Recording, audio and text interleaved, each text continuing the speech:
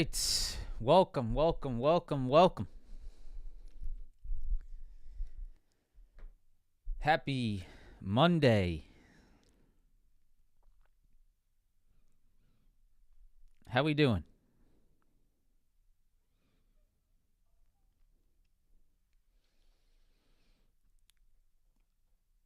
Quote of the day, crypto boys.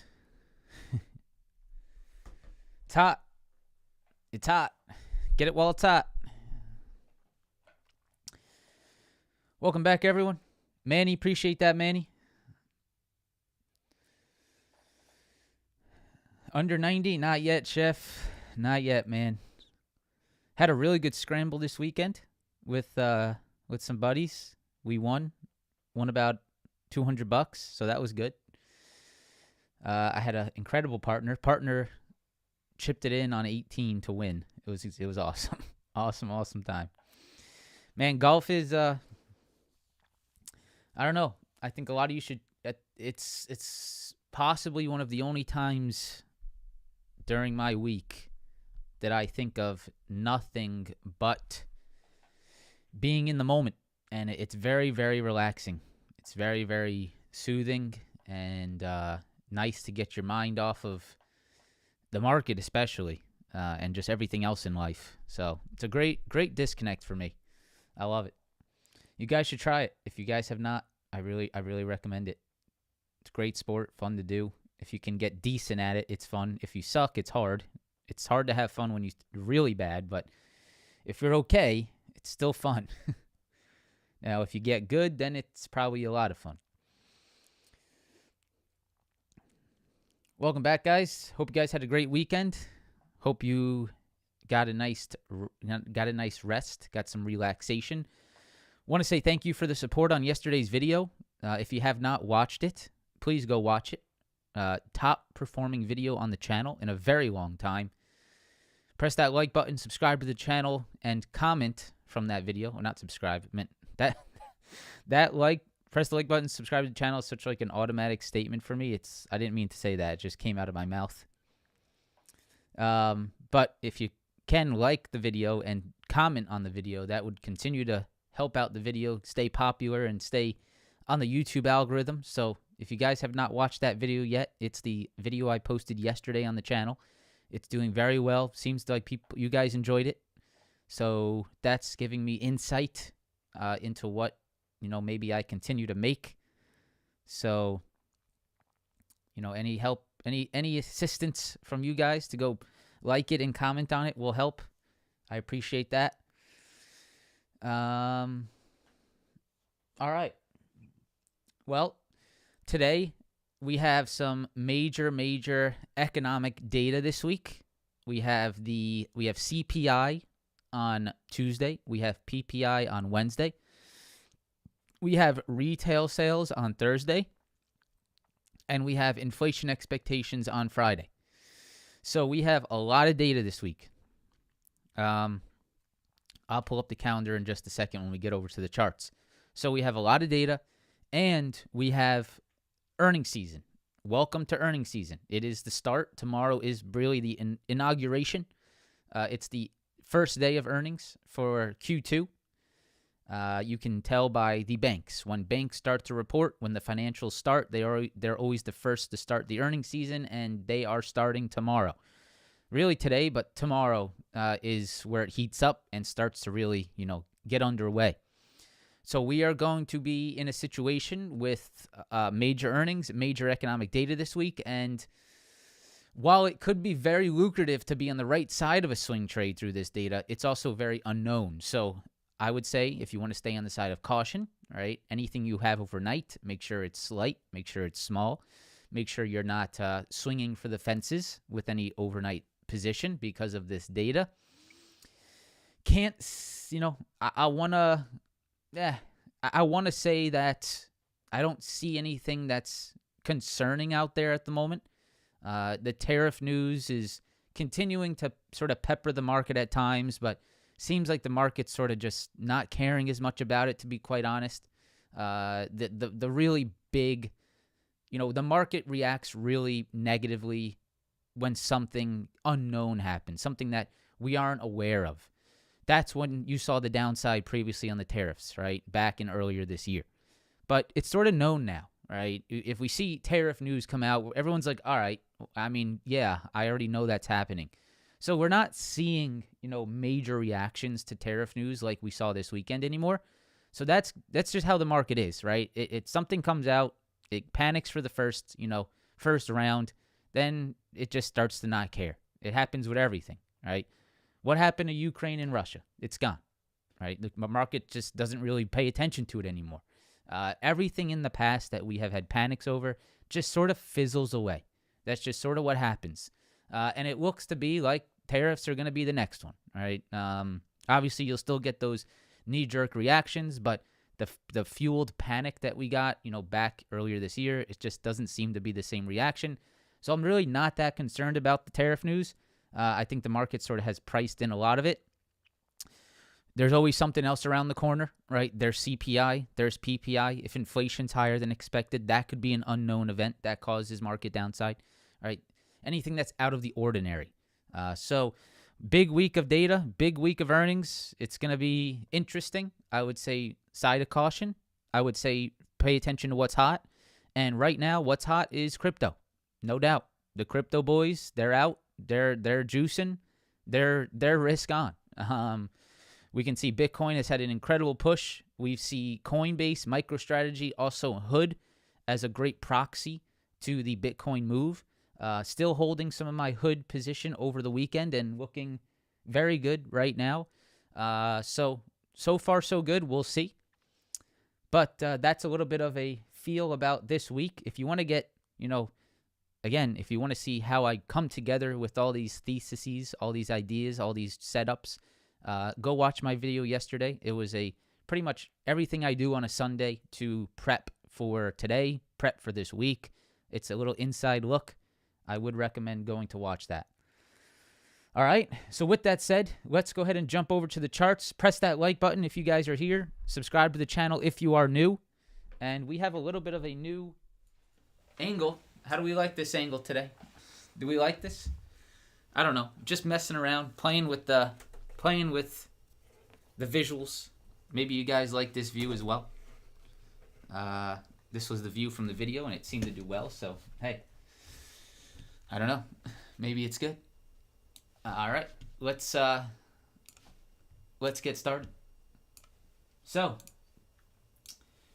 let's first start with the economic data. Let's pull that up and pay attention to what that is doing. So I'm going to go ahead and get that pulled up real quick. Let me get 1 second. There we go. So let's go ahead and pull up the Forex Factory. Even though we already know sort of that it's coming out, but I'll pull it up anyway, just because. So let's go to the calendar. And we can see right here, guys, Forex Factory. We can see that the major economic data here, CPI today or tomorrow, 8:30 in the pre-market. So we can't really react to that if we hold swing trades tonight. So make sure you know that. Wednesday, PPI, pre-market, can't react to it if you hold option swing trades. Thursday, retail sales, can't react to it, pre-market. Make sure you understand that with option swing trades. And then finally, consumer sentiment, inflation expectations on Friday. Okay? So very important stuff there, right? Big economic data events. Next thing we can look at right here is the earnings. So we'll go over to resource and tools. We'll go to visit earnings whisper, visit site. We can go to their X account and we can see right here, here is our earnings for the upcoming week. So as we talked about, when we start out with the banks, that is when the earnings season begins. You can see JP Morgan tomorrow, Citibank, Wells Fargo, BlackRock. The big banks are starting. 2 that I'd like to watch, really 3, ASML, semiconductor, TSM, semiconductor, and then, of course, Netflix, major tech name. Right, those are some big ones this week. There's other huge ones mixed in here. Bank of America, Goldman Sachs, Johnson & Johnson's big, Morgan Stanley. Interactive Brokers, not really big, but Interactive Brokers, interesting one, just because we have Interactive Brokers. 3M, American Express, right? It's pretty much all the banks, all the financials, but you have TSM, Netflix, and ASML mixed in as well. So interesting stuff. definitely things to watch. Let's pay attention to it. With that said, let's jump over to the NASDAQ futures and start our analysis today. So, NASDAQ futures. I would say the betting odds today are that we go sideways, okay? Why are the betting odds today that we go sideways? Because guess what? You have CPI on Tuesday. You have CPI tomorrow. You have major economic data every day after today. What does that tell us? What does that logically tell us? It tells us that today's probably going to be a balanced day. Now, today's one of those days where we know that it could be balanced. We have huge data all week, and then everyone's shocked that we have shitty price action. Please don't be that person, okay? It's very self-explanatory why the market would be balanced today. You have huge data this week, huge earnings approaching. It's a very much like it's like the eye of a hurricane. That's pretty much how I think about it. Today is the eye of the hurricane. Nothing happens, very silent. Everyone's waiting. Everyone's hands are off. Let's wait for the first data event to happen. But the irrational people, the emotional traders are like, holy shit, what a terrible day. I can't believe it. I blew up my account, right? Don't be that person, okay? It's very expected. So, on top of that, on top of just that fact, the market is still trading in the exact same channel it was trading all of last week. So, on top of the data influencing that idea, you also have technicals and structure influencing the idea of sideways.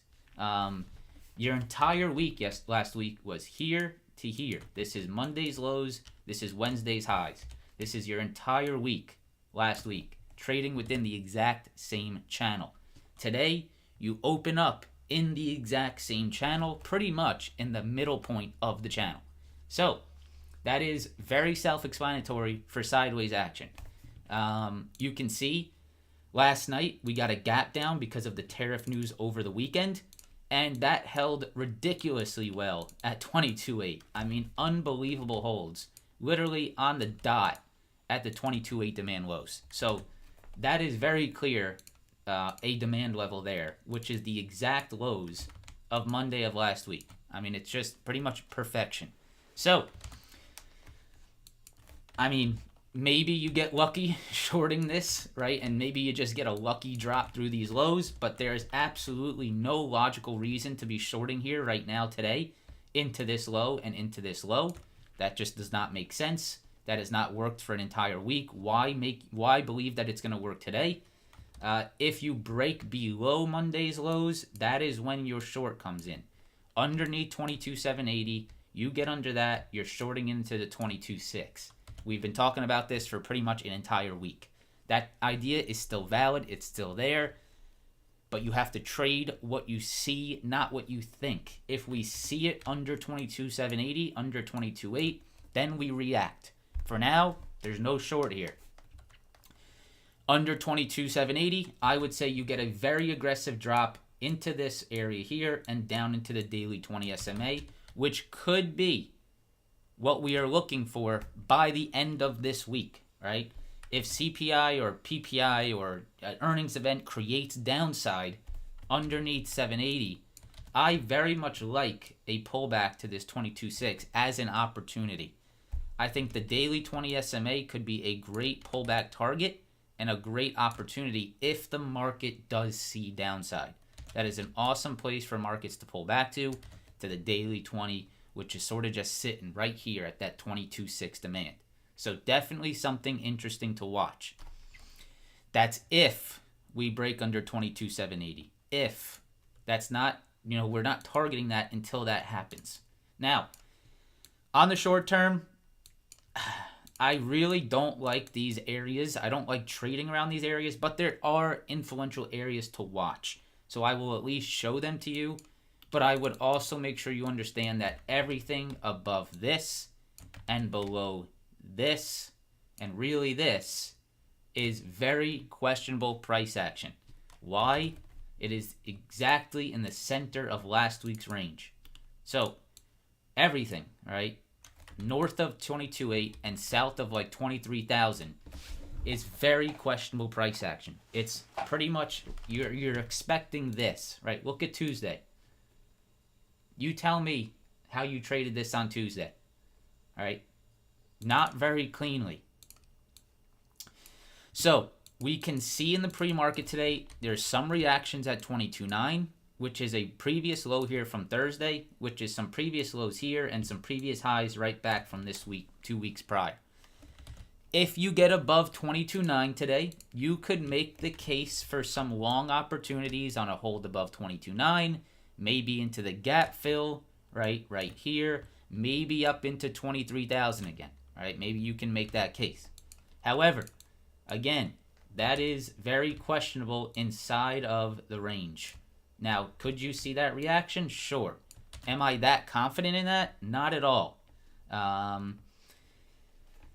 Today could just be another range day, like we talked about. Maybe over 22.9, you get a little scalp into the gap fill, into the 23K, and then you call it a day, right? Maybe that's your trade today. However, I just don't love it. I can't be that confident in it because it's basically just in the center of the channel.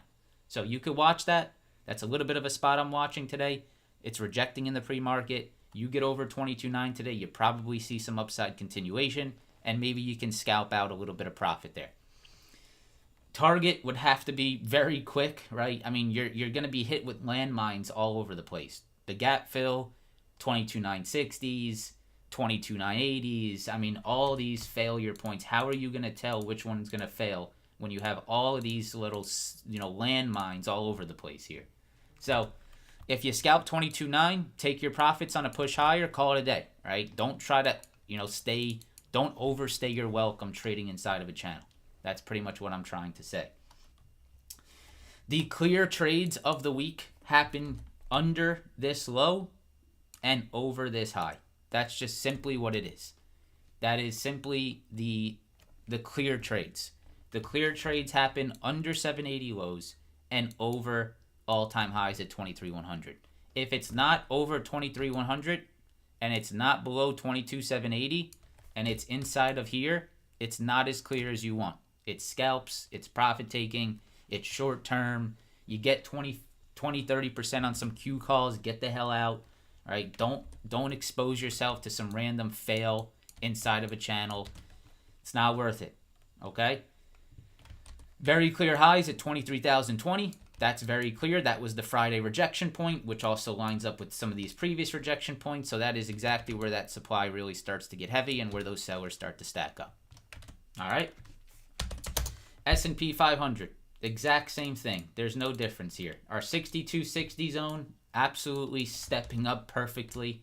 6260, 6260, 6260, again, perfect demand level, stepping up. Previous highs right here, turning into lows, turning into lows. So that 6260 demand below is very clear, still holding. I would not be shorting into this low. Below 6260. Okay, this is something that I want to talk about. Below 6260, you probably could see some downside to 6225. There is possibly an opportunity to short from 60 into 25. That is possible. However, I would be very, very cautious trading inside of this channel, this consolidation. The reason I say that is not based off some type of, made-up belief. This is based off of the Monday price action. If we go to the 1-minute chart, let's just go to the 2-minute chart on Monday. All right, I'm going to show you what happened after you broke under 6260. Right here. This is called liquidity. Right? This. You can see right here, we break 6260. We start to get very aggressive to the downside, and I'm sure there were a shitload of people chasing that short. Guess what happened? Straight back through the highs. Right? Straight back above, reclaiming and going higher the rest of the week. Right? Off of 6260. Now, this is why I say I would be very cautious trading within this zone here. Because you do not want to be someone that shorted here. And you do not want to be someone that shorts again under this level and does the exact same thing. Why did that happen? Because you're trading in this. This is very choppy. Right? So this is very expected to be I would say this is filled with landmines. That's how I would think of that. That entire zone is filled with landmines. And I would be very cautious being overly confident on the downside through this zone. You have pretty much any of this volume being able to hold this up, which you can see right here on Monday is a fantastic example of why you're cautious here. If you get a fail under 60, it's really it's a real-time analysis. It's not something that, you're going to have to watch it real time and understand what price action is doing. And if it shows a lot of weakness, then sure, you could probably catch a short under 60 for some continuation, possibly to 25. But it's going to be a very real-time analysis there and real-time read, because you can see exactly what happened here on Monday, which I would not want to be exposed to. Where does the real short step in for me on the S&P 500? It is under 62.25, which is the previous all-time high. You can see right here, right here. Under this, you have nothing until, you guessed it, the daily 20, which is, again, that target that we had on the NASDAQ. So for me, the short sets up under 25. If we're north of 25, I don't think you want to short this market. That is you shorting, by the way, my friends. That is you shorting back into previous all-time highs. So is it smart to short back into previous all-time highs on the S&P 500? Probably not. Probably not. That doesn't sound very good logically when I say that out loud. I'm short back into previous all-time highs. Yeah, that doesn't really make sense. So please be careful trying to be overly aggressive on the short side here between these all-time high levels between 62.25 and 62.60. There is a very clear reason that the market may want to pull back and then hold this level. It's basically, oh, that's a flashbang. We haven't had a flashbang in a long time. It is basically a break and retest of all-time highs, which is very bullish. So, wouldn't do that. Would not do that. Don't mistake consolidation for bearishness. Do not mistake consolidation in a bullish market for weakness. That is not what. Do not do that. All right, that is some of the most dangerous mindsets to have. To think that consolidation is bearish in an uptrend. Consolidation in an uptrend is very bullish. Probably one of the most bullish things you could do. Right? Instead of just going straight up, we're actually holding above. We're holding higher lows, and that leads to next levels. Right? So this is still, in my eyes, bullish consolidation. There's no reason to think it's not. You are still holding this last week low. You are still above the previous all-time high around the 62.25. If you do break that, then you're going to the daily 20. And that's where you start to get the cracks in the foundation, right? You start to crack down. You start to feel some fissures. You start to get some nastiness if you start to break. But that is not happening quite yet. Where are you trading right now? You're trading in the 50 percentile of this range. Is there edge trading at 50 percentiles of ranges? Probably not. All right, that's the sad part about this. You are sitting right in the center of this high and this low. So there's really not that much interest to be trading the intraday on the ES today, for me at least. You have a little bit of a gap fill potential here at 62.93. You can see right here the gap down and gap fill. Could you see something like this today? Yes, very possible. Except if you short here, guess what? Here's your risk reward. Risk, reward. That's 1-to-1. It's not that interesting. So it's probably something to bypass. You probably don't need to trade that move. All right, there's probably better opportunities out there. If you do push higher, then please be careful of the 63.15, which has rejected basically 4 times in a row, just absolutely perfect rejections. And then the 63.35 high right here is very clear. Okay? Very clear channel, very clear levels, and very clear thesis for why the market probably stays sideways today before economic data. I put this little level here. I'm probably going to delete it. I just don't really like it. SPY, it's the same ideas, right? 618, 619 zone. You can see previous highs, demands, and still holding above that area. No reason to be short this SPY if we're above 618, 619. If we break 618, we're going down into the 615 lows. You could look for that 618 to 615, but that would be the same sort of choppy area to be cautious of here. Under 615, it starts to really get some weakness here. Now, if we go to the SPY, I want to show you one last thing, right? And I want you to make sure you know where the previous all-time high is. The previous all-time high is right here at 613.23, okay? So this 613.23 is previous all-time high. So any short you take before 613.23 is a short into previous all-time highs. So make sure you understand that as well. Any short you take that is north of 63.13 is a short with the market still holding above previous all-time highs. Could a pullback to this level, right, and the daily 20 SMA be one of the most bullish opportunities in the coming days? That could be incredible. That could be simply incredible. A pullback to the daily 20 that matches up with a previous all-time high would be something special. So if you get that 50 percentile of the range, you're just sort of sitting in the middle. You have some of these highs that I've marked out here around the 622.16 spot. It's not that big. It's not that influential, to be honest. I'm sort of tempted just to take it off my charts because I'm not going to trade off of it. You have a gap fill. Friday's close is right here around 623.61. Gap fill, possibly some reactions there. Do I think it's something to trade? Not really. 625 clear high, 625 to 626 area. Clearly the rejection highs here that happened all last week. It's a channel, guys. It's a channel, right? If you're going to trade the channel, you got to be long here. You're going to be short up here. You can't really be setting up trades in the center. It's just not going to be a winning idea. So as of right now, I really don't see anything to be trading the SPY and Qs. QQQ, pretty much the same concepts. The 550 to 549 lows, you guys know that has been a rock solid demand low. It is still holding. 549 to 550, major low, still holding today, even with tariff news. Gapping right back up, pretty much filling the gap here in the pre-market. Gap fill is up to around 554.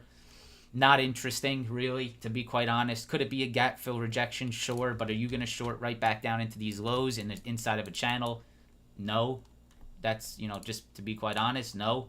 I'm not going to short into this Thursday low, these lows from the pre-market and on Thursday to Friday, these lows that are formed at 552, these major lows Tuesday, Wednesday. Am I interested in shorting back into that? Not at all. That's pretty much just nanosecond trading. So not interested in that at all. 550 to 549 is a major demand low. I would not be short anywhere near this area here. You can clearly see it's getting bought up every single time it comes down here. That's the common theme of this market. I would not try to change that. I would not try to be the guy that catches the downside when everyone is expecting it to go up into demand lows. Whoever's done that for the last 2 months has lost every single time. So why do it now, right? Don't get these big ideas. Demand lows are still holding. Market is still consolidating and still in a large uptrend. Very important to continue to track that trend and stay with it. Do I want to expose myself to too much risk as we trade sideways? Not really. What would I be looking for? To be quite honest, I really just want to see a break over the highs. I mean, that's really it. Get me a break over the highs. Let me long the break of these highs, and I'll continue to look for expansion. If not, then I'm just going to sort of chill, right? Sort of take it easy. This is when most traders lose a lot of money, okay? Just so you know, this is when traders lose their money. When you go from consolidation to expansion and then back into consolidation. So if we look at this market, just before we go into the individual equities, if we look at this market, you can very clearly see the phases of this market. You have consolidation and expansion. Let me show you exactly where that happens, right? Here's this, right? So take a look at this. Consolidation, right? This is when everyone was losing their mind, including myself, for an entire month in June. In June, we went sideways for an entire month, right? That led to a break over these highs and an expansion period that was very, very nice for a lot of us with great opportunity. Guess what? You're back in consolidation, right? You go consolidation to expansion to consolidation. So what's the next move? Is it, the next expansion move to the upside? Is it maybe a pullback to the downside outside of the range? One of those is going to happen. However, what was the correct idea as we did this for an entire month? Probably not to get that aggressive. Now, once you got above those channel highs, then you get aggressive and there was nice continuation. So that's pretty much all I'm waiting for, right? Take it easy. Don't blow up your account in sideways action. Wait for the break of the highs. Wait for the continuation move to happen. Wait for the next expansion period on this market. I mean, that's pretty much what I would look for, right? That would be the most interesting thing to look for. So I'm going to wait for that, right? Either a pop over these highs or a fail under 549 to provide some possible downside opportunity, right? Under 549 would be a great downside move into 544.50, back into the daily 20 SMA. Okay. All right. That is the data, or that is the ESNQ SPY Qs. If you guys could, please press that like button. Subscribe to the channel. I would very much appreciate that. SMH, just trading sideways. Very clear high, right? Very clear high. You can see right here, clear high, clear low. Guess what? Right in the center. There's your center. So 288, 289, 285, 284.50. You need something to break here, my friends. You can see I have alerts set on either side, and I'm just going to simply wait. That's it. IWM. So IWM did, wow, IWM failed our 226 level perfectly. That was awesome. I mean, that was our exact high. I didn't even realize that it failed that aggressively. What a fail. I like the pullback still, like maybe back to this 218, 217.50 and this daily 20, daily 200, right? That could still be a very nice opportunity at these lows. Perfect fail at our 226. That was dead on. That was dead on. So really nice there. Can we get a pullback to like 217.50? This might be the pullback today. Let's keep watching it. Dow Jones sort of failed that. Actually, no, it reclaimed it. Wow. Okay. Dow Jones has reclaimed our 44,440 area, which I'm very surprised by because yesterday it looked like it was getting pretty weak. 44,440 area, these lows, these lows, these lows, these highs. Dow has reclaimed that. Sort of interesting to watch that today. Tesla. Beautiful continuation. Very hard to follow, but definitely has, if you zoom out, it has done exactly what it probably should be doing. If you look at this 4-hour chart, you can see right here. Previous highs, look at the lows, look at the lows. Perfect. Technically, on the larger term time frames, usually it cleans things up for you, right? When you get 2 nanosecond, you lose. That's what happened to me on Tesla, to be quite honest. I was too focused on the short-term action on Tesla. I got too emotional on it, and I lost. And that's just, there's no way to sugarcoat that, and I will never sugarcoat something that I do, right? If I make a mistake, I'll tell you exactly what it was. I still make mistakes. I make money trading, but I still make mistakes. And anyone out there that tells you they don't, they're full of shit. That's just the honest truth. So the right move on Tesla was to zoom out and look at the 4-hour chart because this is an absolute thing of beauty. Previous highs, look at this low and look at the lows that were formed at 295, 290. Perfect. If you just said, hey, I'm long this 295, 290 retest, these highs, these lows right here, you'd be up beautifully, right? If you just trusted it on a longer term time frame rather than looking at it on the 1-minute chart, right? Because looking at it on the 1-minute chart is very tough. You get a push, you give it all back, right? You get a push, you give it all back, you get a squeeze. Let me go back, right? It was hard to follow because of the uncertainty, right? You get a straight up move, straight back down, basically down at the lows, then straight back up, right? Straight up, straight back down. Very hard to follow that on short-term time frames. It's hard to to have conviction when an intraday basically gives back the entire move. Now, when you look at the 4-hour chart, you're like, holy shit, right? This is perfect. I mean, it's literally the exact highs turning into lows. It's about as easy as it gets. Now, here's the problem for me at times, and this is the exact problem for 99% of traders. The larger time frames are so clear, and if you can trust the larger time frames, you can do a lot better as a trader. But when you are so zoomed in and your face is like this on the computer screen, staring at the 30-second chart, it causes a lot of emotion and a lot of panic, right? And that is likely the problem for a lot of you that are having a tough time trading. So I am starting to, at least with the trades that I'm holding right now, I'm keeping that larger time frame in mind because the larger time frames are very bullish and it's good to trust them right now. And this is this is just a fantastic example on Tesla. It's a fantastic example. It's exactly what happened. The shorter term time frames really smoked me, right? Just staying too focused on the short term. And if I would have just zoomed out, you look at this and say, damn, that is pretty much a perfect break and retest long. Right off the daily 100. All I had to do was trust it a little bit. So, sort of sucks, but very good learning lesson. That's a great learning lesson for me. Tesla, 330, looks to be the spot to be careful of. I would really not want to be long into this 330. I would also not want to be long into the rainbows of daily moving averages here. You are trading right into the rainbows here. Daily 200, daily 20, daily 50. The exact spot it got smoked off of last time. I would be careful here on Tesla again. And there's really no edge trading into 330 supply. It's really just not quite there. So what are you doing here? It's pretty clear. Don't have FOMO and wait for this to break 330. If you break and hold above 330 and you break and hold above these highs and these lows, then there's probably a trade to be had. So that's basically what I'm waiting for on Tesla. NVIDIA, beautiful continuation. I still think a proper pullback. We're going to have to get a proper pullback to that 153 area and that daily 20. But for now, that's not happening. So I think above that, there is another proper pullback, right? And I think that is 160. These highs. I still think that there is possibly a pullback to be had there at 160. So two sort of major spots I have is 160 and this 153 and that daily 20 SMA. Those are like, I'm long this level and don't even question it, right? Those are those levels. Now in the short term, there's some more questionable spots that we can watch. You can see right here that 164.50. You have these lows right here. So I'm going to watch this 164.50. I'm going to watch that 162.50. I'm going to watch that 160. I'm probably going to delete them. I don't really like this 161 level. 160, 162.50, 164.50. Definitely potential pullback long areas that I would be watching.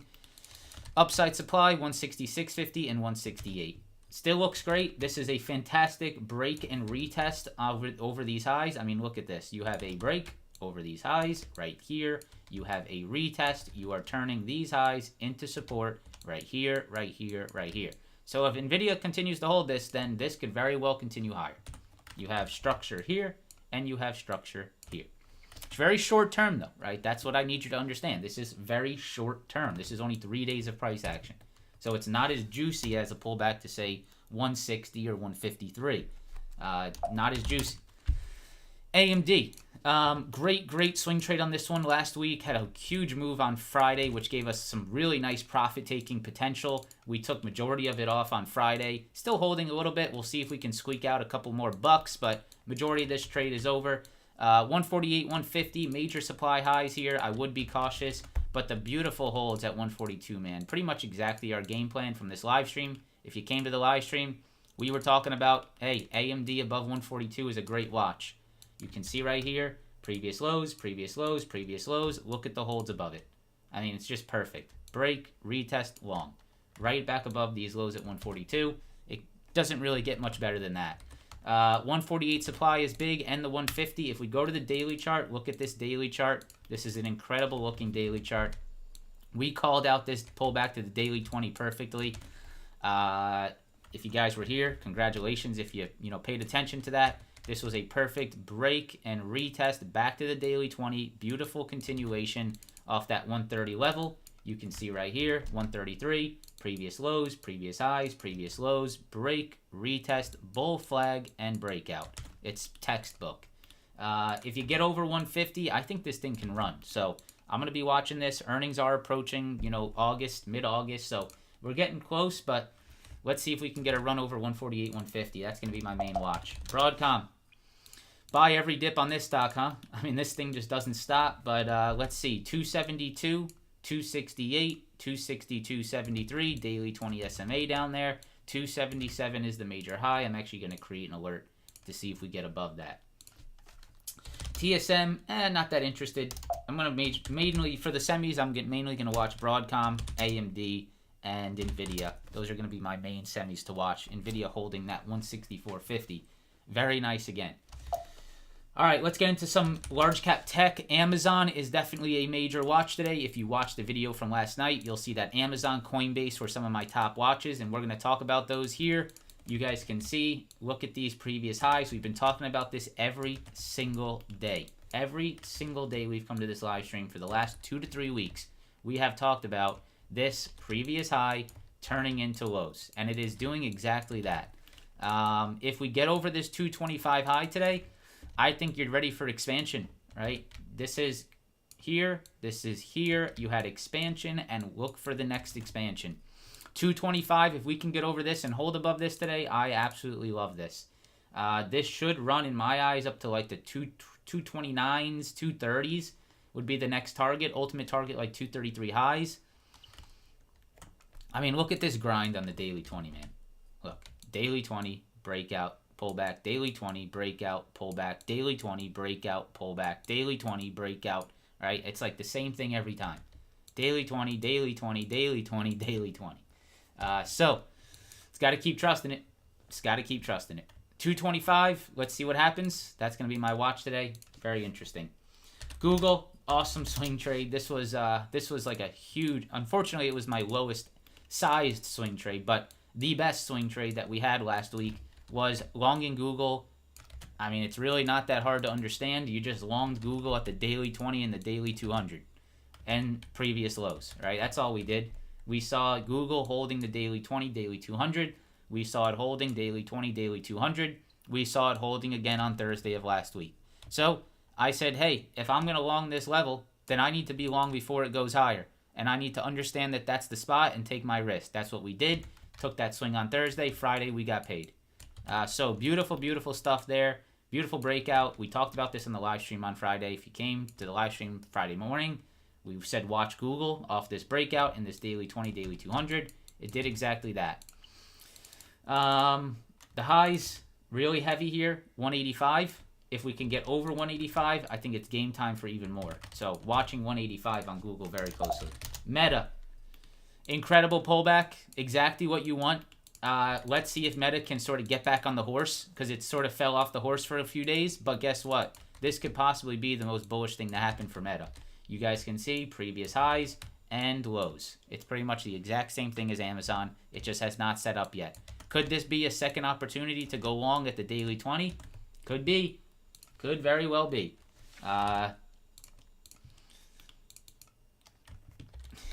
Daily 20, breakout, pullback, daily 20, breakout, pullback, daily 20, breakout, pullback, daily 20. What's next? Are you going to take this shot and this shot and this shot? Right? Maybe. I mean, wouldn't hurt. Wouldn't hurt to try it. Looks about right.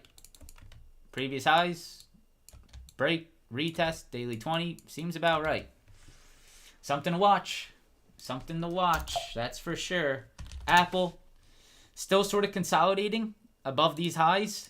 Still just sort of shit for now, but I think still a fantastic look. I'm going to be trying to maintain this, probably pushing out my contracts a little bit. Daily chart still looks great. You got the daily 20 coming up, right? Sort of catching up to price action. Going to be watching that. 208, 206 demand, previous highs, still holding, watching that. Got to clear out this 215 level. Above that, big gap fill to 225. If we go to the weekly chart, you guys can see right here, going to the weekly chart, there is a very interesting weekly chart uptrend. You have these lows, you have these trend, you have a touch here, right? And look at this right here. Are you going to look back and say, holy shit, look at Apple off the exact trend line, off the exact previous weekly highs, holding that area right there? Is this the next opportunity on the Apple upside? Worth my risk, I'll tell you that. Worth my risk. All right, next, Coinbase. Definitely a top watch today, no doubt about it. Unfortunately, it's sort of gone in terms of risk reward. You guys can see right here. Look at this. Previous highs, break, retest, 380. Look at the Coinbase hold. Sort of wish this wasn't already gone, because this is a fantastic pullback on Friday. This is the pullback that everyone forgets about Coinbase, right? But is actually the most bullish thing to happen for the stock. Why is that? Because this was your previous high. You had a irrational breakout on Thursday, which had to come back down into that level. Once that level retested, these previous highs retested right here, it held. And you can see the continuation that's coming in. This is a break and retest long. It's the exact same thing every time. So what's next? 400. Break, retest, long. That's what you're looking for next on Coinbase at 400, or a pullback back down to 380. to create another opportunity. MSTR, really nice break and retest of Friday's highs. Here's Friday's highs. Look at the break, look at the retest, look at the hold. Absolutely perfect. 440, 438. That is absolutely a watch today with the crypto strength. 453 is the major high. Over 453, I mean, you're in no man's land. Over 453, you are in blue sky breakout territory in my eyes. 453 is this daily high right here. Over that, I mean, 500, 543. I mean, it's really not much up there. So, big watch here, MSTR. If you guys, want to look back and who remembers our analysis with Coinbase over the top of MSTR? Anyone remember that? We had the weekly chart on MSTR. We talked about the bull flag that was being created here, right? On a little break and retest along, and that is exactly what happened. So, shout out to anyone that stayed true to this idea. I failed miserably to catch this move. I tried to catch it too early. I was long right here. It messed me up. I didn't stay convicted to it. Didn't stay convinced. Didn't hold my conviction on this trade idea. And I definitely regret it. But there is still very much opportunity to be had. Let's keep watching. This high right here and these lows right here. 440, 439. Above that, 540, 453. And let's see if there's continuation. Hood, a trade that I'm in right now. A trade that we took some profits off on Friday, but held some swings overnight, and they look very good right now. Hood, I definitely want to continue to watch this all week. I think Hood is a great proxy to Bitcoin strength. I think it's a great candidate for the over 100 move, right? For maybe a move into 120s, 130s, right? This is definitely a big watch for me this entire week. Over 98 to 99 area, holding these highs, turning that into support right here is going to be the must hold.